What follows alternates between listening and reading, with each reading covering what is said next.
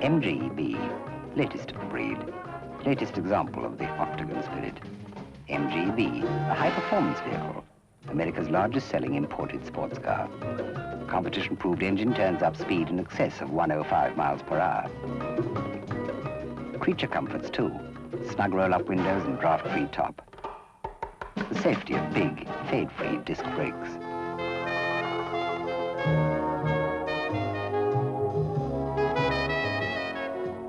Oft-times, the octagon spirit seizes pedestrians as well. Then you find yourself surrounded by ardent admirers. Get the octagon spirit.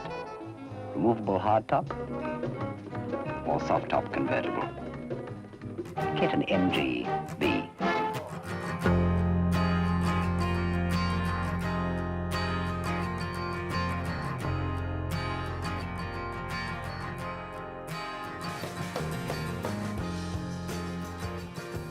Hi, my name is Josh and I'm currently restoring a 1970 MGB GT.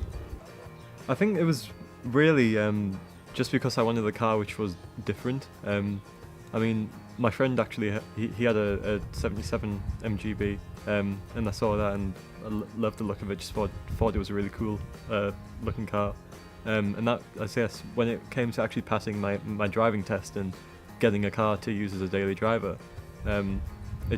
my first thought was just an MGB.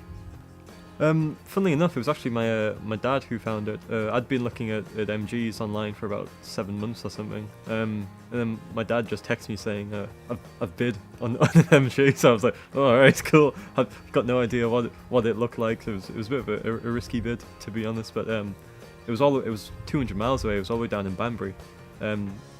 He won the bid. We bought it for only 1,500 quid, so not a huge amount of money for a car. Went all the way down there and saw the car and it looked good. The car's in really good condition. I mean, obviously it's not roadworthy, but rust-wise, which is what you mainly want to look out for when buying a classic car, it's got no rust at all, really. So yeah, the condition of the car was just good and we just took it.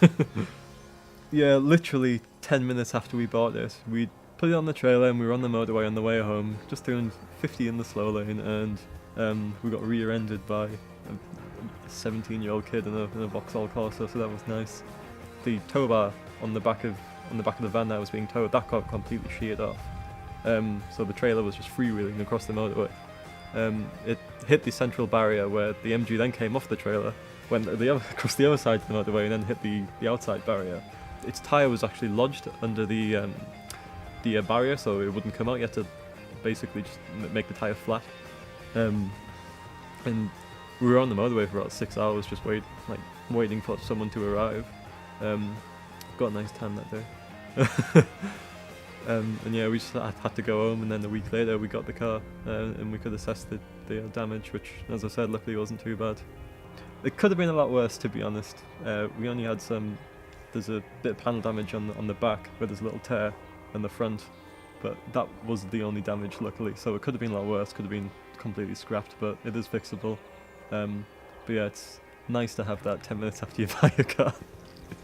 First job that we had to do really was tidying it up. I mean, it had a lot of spares in it that we had to take off the car to actually work on the bodywork, and once all that was done, the first big job was really getting it all back down to the bare metal, so then we could re-prime it, and then, which is currently in the process of now, and then putting paint on it afterwards. So just getting all the bodywork all proper, so we can then get on to actually putting the car back together and on the road.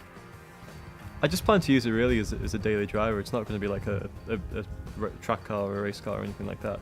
I'm keeping a lot of it original. It is slightly off because the year is 1970, and I'm getting I want to paint it Grampian grey with a red interior, which wasn't available on that year.